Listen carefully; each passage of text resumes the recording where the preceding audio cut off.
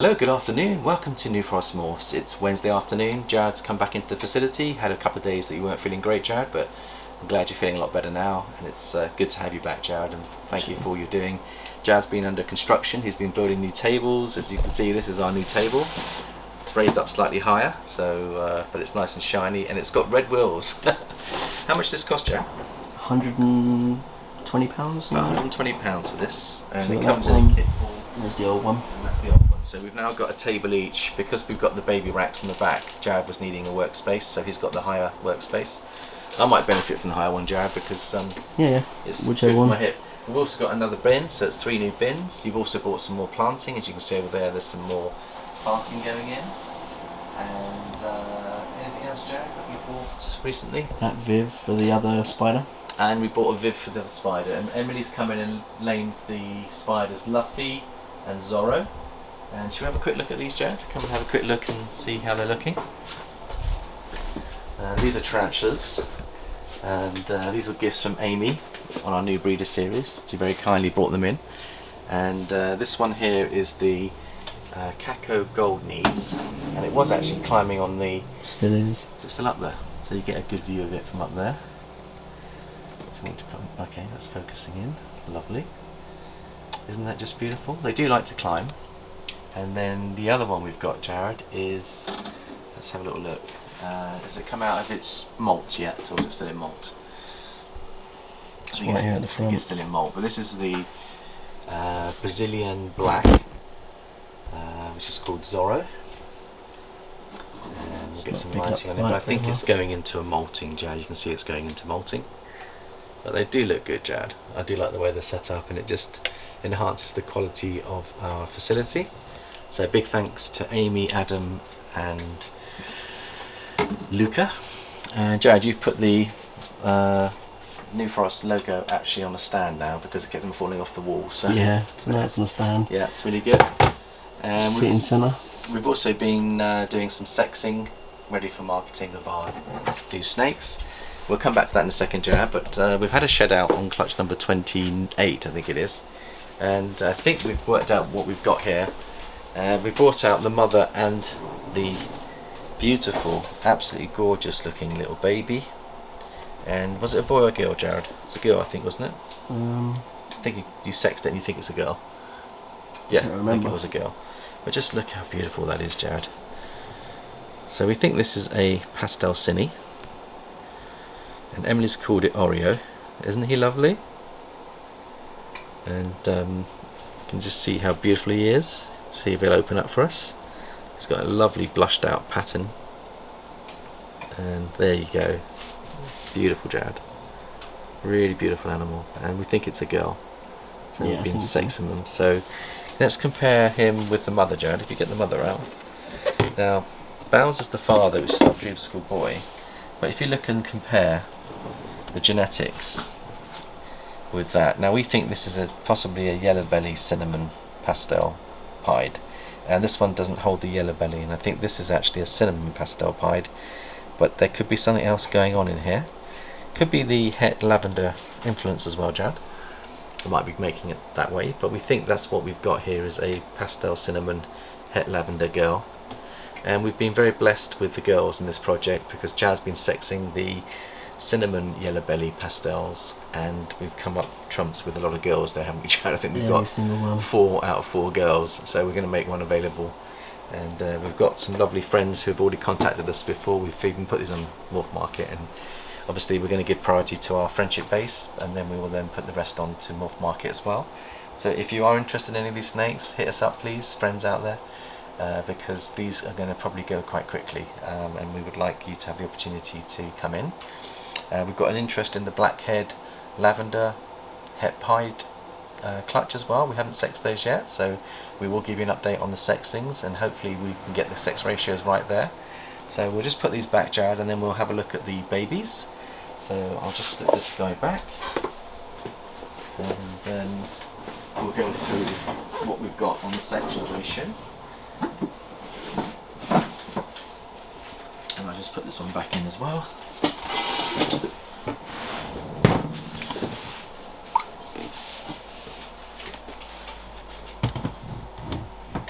Right, we'll start with the gravel clown project, Jared. So this is your very dear to your heart, isn't it? Mm-hmm. Emily's come in and she's also labelled up a lot of the animals for us, so we're having a good guess, educated guess as to what we've got in genetics. So obviously the only way to 100% prove them out is to breed with them or to do shed testing. And later today we're going to give a shout out to RGI based in the US, who do a fantastic service for the community. They are basically producing almost 99.9% guaranteed results on shed testing on certain genetics, and we'll come back to that at the end, Jared. But which ones did you want to talk about? And let's talk about the male first of all. We've got your Super Pastel Lesser Possible Gravel Clown male, and we've also got a Pastel Gravel Het Clown male. That will probably be available. That one will become available. Let's have a little look at this one here. So it's only had, well, it's had quite a few meals. Let's bring him into the light, Jared. I think he always looks better. He obviously wants to. Try and bite you. He wants to eat. We've actually got great feeding responses. Yeah, this one's had probably about 8 or 9 meals, but I think you've got here a super looking gravel pastel. Super pastel, do you think, Jared, or single pastel? Single pastel gravel Het Clown. Be a fantastic breeder. If he's anything like his father Skip, he will produce a lot of clutches. Yeah, I think he will be, because Skip was like this. Yeah. Very, yeah. loves his food. And look, you can see he wants to eat at the moment, and it is feeding. It is feeding day today, but we've postponed it till tomorrow because we've got so much going on here in terms of sexing and marketing. And Jared, you being ill pushed us back a little bit, but we're just putting him back in there. And then this is the Lesser Gravel Clown, which is a male. So this is a male. Definitely gravel there. I think everyone's being familiar with this guy. This is the toothless chainsaw. So he's a stud. So we're very grateful for that, Jared. Yeah. And then the females. These are my 2 main girls here. So I've got 2 Pastel Lesser Gravel Clowns. Right, are they virtually identical? Pretty similar, yeah. Let's have a little look and see. Yeah, they are very similar. This one's got more white coming up on the patterns. Have you noticed that, Jared? But and this one might be this one's just shed out. This could be the Super Pastel version, Jared. No, that's above. No? Yeah, have we got it? Have a look at the Super Pastel. Really. Okay, let's compare it. Let's compare it. And she's in shed as well. See how like.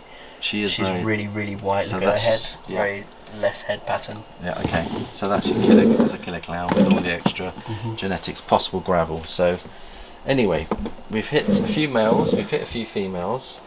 I think we've got a 2.1 on the gravel clown. So they've got this one here, Pastel Lesser Gravel Clown. She's a girl. Yeah. So I think. And then we've got a Pastel Lesser Het Clown girl. Yeah. We've got a Pastel Lesser Clown male. It's not got gravel in. Right. Well, it might have gravel. Let's have a little look. So, wants to eat. So this one could become available if somebody wants to get into the project. You can see they're all supercharged, wanting to eat. And we've got to be careful, we're going to get bitten here. But pretty snakes, Jared. If I just put him back in. There you go, buddy. There we go. So, another female here. This is a Pastel Lesser Het Clown girl. Yeah, she needs a few more meals because she's not feeding on her own yet. Yeah, so we'll get her on there. We bought some pups to help her out. Anything that hasn't taken the fluffs, we're dropping down to pups. See if that will help them. And that's really good, Jared. So, is there anything else on these particular clowns that you wanted to share? No, I don't think so. There's a Enchi Leopard Yellow Belly that's beautiful up there. This one here? Enchi Leopard OD Yellow Belly Het Clown. And that proved out to be a female. She's a banger. She is a banger. We think she's carrying Yellow Belly as well as Orange Dream. And you can see the Enchi's in there. Look at the wavy head stamp, and the leopard's definitely in there. So, very powerful animal here, Jared. So hopefully, and she looks like she's putting on good size, Jared. So that's a female. Good. Is there any others that you wanted to share, Jared, besides those? I think this one's a very pretty snake. Pretty snake. This is on One batch eye. 27. So this one's shed out. So this is, what do you think is going on here, Jared? I believe this is a Yellow Belly Fire Het Russo, 100% Het pied. Yeah. Male. Yeah. But as you can see, one eye. Yeah. And Emily's going to name this one. I think she's called it. Was it Almond? Almond, because I think Almond in one of her shows, there's a the kids that watch the same show will know that there is a blind character in there called Amond, and this is going to be Emily's keeper because she looks after any disabled snakes that we've got. It's part of her responsibilities here, and she naturally wants to do it. If you open him up a little bit, he's got really crazy patterns. Okay, let's have a little look. Wow, that is crazy. So that's carrying yellow belly, Rousseau, het pied markings. Really beautiful, Jared. Yeah, it's like really cool speckling. Yeah, really is lovely. So there you go, you can see the speckling on that side. Is that what you were interested in? That's what I was looking for. Like floating clouds, aren't they? Almost like a gravel effect. Really beautiful. So we'll see whether the other one that's perfectly formed is carrying that het Rousseau gene for us. I think it's got the het Rousseau. Yeah, I don't think it's got the yellow belly though. That's the downside. I think it's a fire het Rousseau. Yeah. So there we go. Those have shed out. We've also put the other clutch up, Jared. 29 has now gone up to their rub system. You can see they're still, some of them are still in shed. But that's the Pastel. Is that the Pastel Banana Cine? Yeah. Yeah. And we've got two of those. The other one's right here. We haven't sexed them yet. I think they're both still in shed. But both in shed. This one's just come out. That one's come out. You can see what the Pastel does. It brightens up the whole thing. And these are all het for. Are they het for anything or not? G-stripe. Het for G-stripe. Yeah. So we've got a few going on there. I had a look at the banana that we were looking at. Do you think it's got? I think it might have calico in it. Okay, let's have a look and see. As I was looking at it, because it's just shed out. You can see a shed there in the corner. Yeah. Oh, if you look at, if you hold it open and look at where the, you can see the whites coming up, the isn't whites, it? And the pinks. The whites coming through. And the crazy pattern as and well. The pinks, yeah. So I think this might be the calico. Also, what's crazy, I don't know if you can see, yeah, you can see on the camera, the yellow outlining on the purples. So like inside this purple is a little orange island. And it's got an orange love heart on its as well. See the orange love heart? I think this is the all gene animal. We only had one egg out of this clutch, and the chances were really remote to hit it. So OD Calico Banana. OD Calico Banana. I don't think it's got the pastel in. Which, but just look how beautiful, and look at the calico. Jared, talk about the calico influence, because the calico starts off pink to start with, and it will whiten. Yeah. So can we compare that with the mother? So if I actually put this on the new silver table, and then let's bring the mother out as well. I think that is absolutely stunning animal. She's in a deep shed, but you can get an idea. Okay.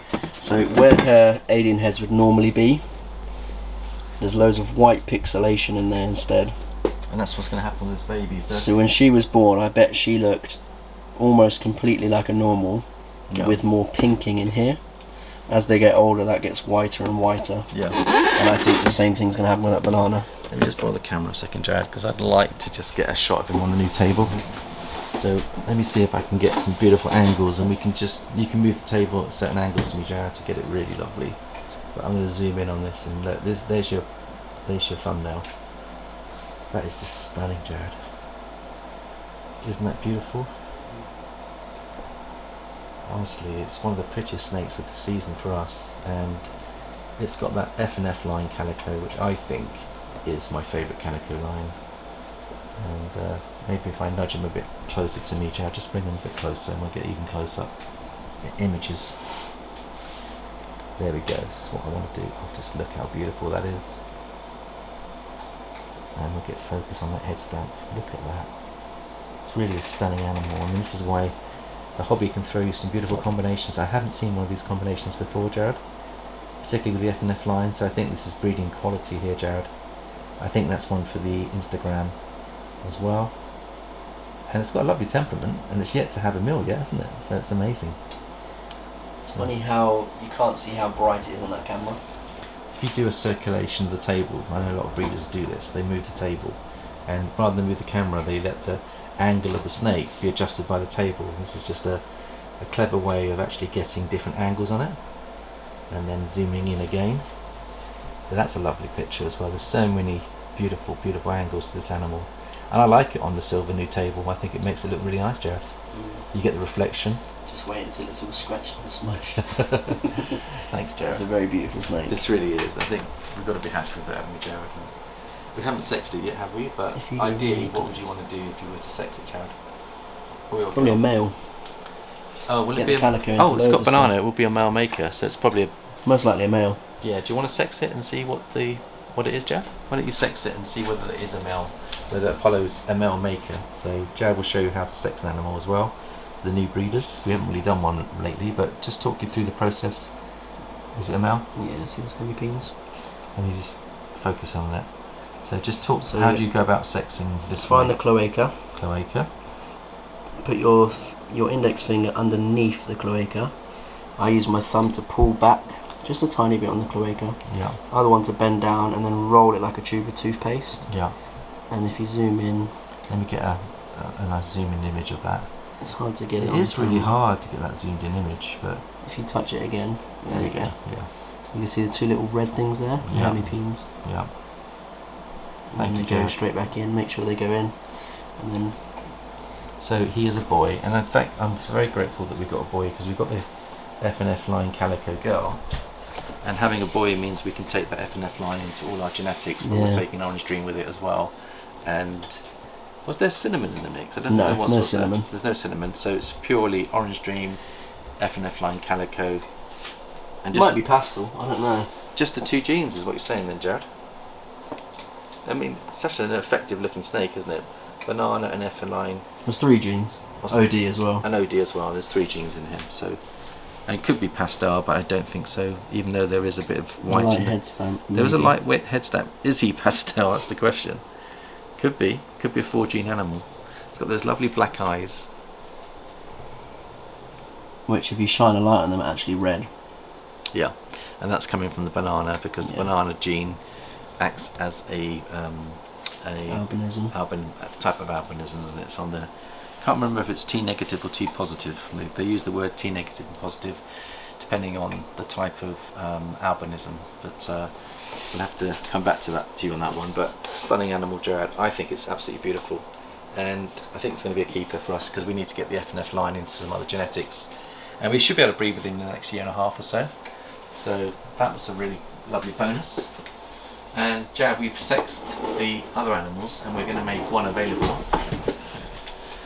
We've got 4 pastel cine yellow belly het lavender pieds, and they're all 4, we believe, are females. Now, when you pop a snake when they're young, if you don't see the hemipines, you assume it's a girl, but sometimes you have to wait for them to mature and then you suddenly see that they do have hemipines. So even though we're saying these are girls, there is a chance they might be a boy amongst them.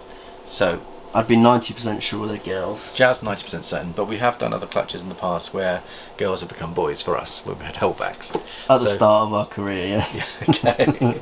I usually don't make. I mean, there's always a risk, but yeah. I usually don't make mistakes. So I think this is one of our favourite snakes here, isn't it, Jared? Yeah, this is the best one. And I think this is going to be a holdback. And if we come up to the table and actually show it on the new table, I think could be a nice way of doing it, Jared. But he's shed out as well. I think I showed this off at when it was in shed, but that's out of shed, 110 grams, and that's a girl. Now the nice thing is that we can put the Dream School boy Bowser to these when they're mature, and we'll get the full Dream School animals with cinnamon pastel and there's a lot of patterning which I like. Yellow belly, because we believe they're carrying yellow belly as well, and beautiful.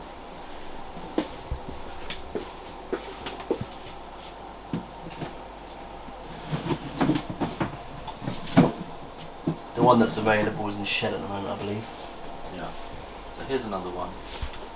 Now this one here we can put on the table as well. You can compare them. This one likes to be in a ball, and you can see they're very similar. This one's got slightly more pattern than this one, and they're both girls. And we believe we've got 2 other girls, so that's quite nice as a dual picture. That's lovely, Jared.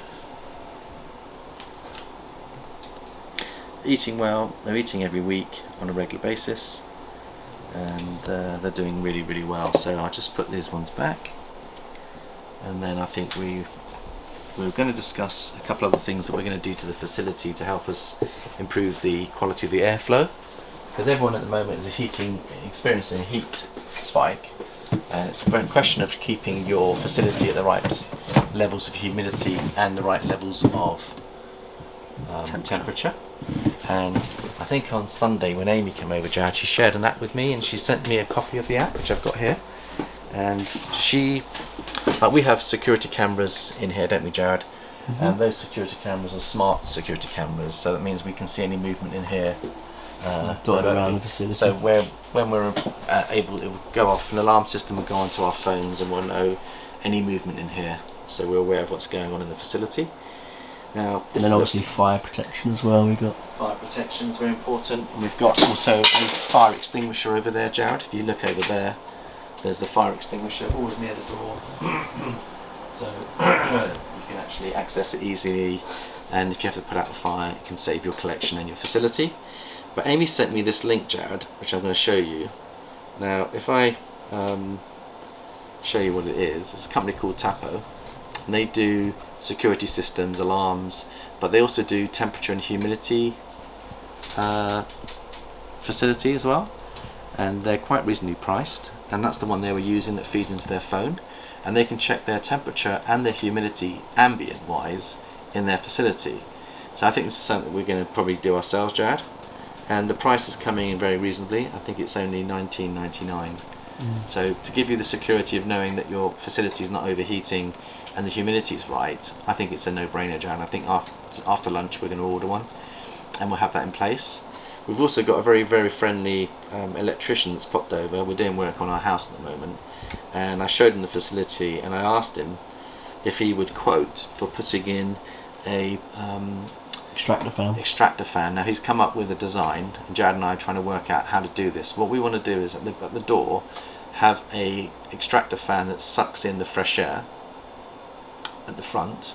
Now these two fans are working on a diagonal. You've got one over here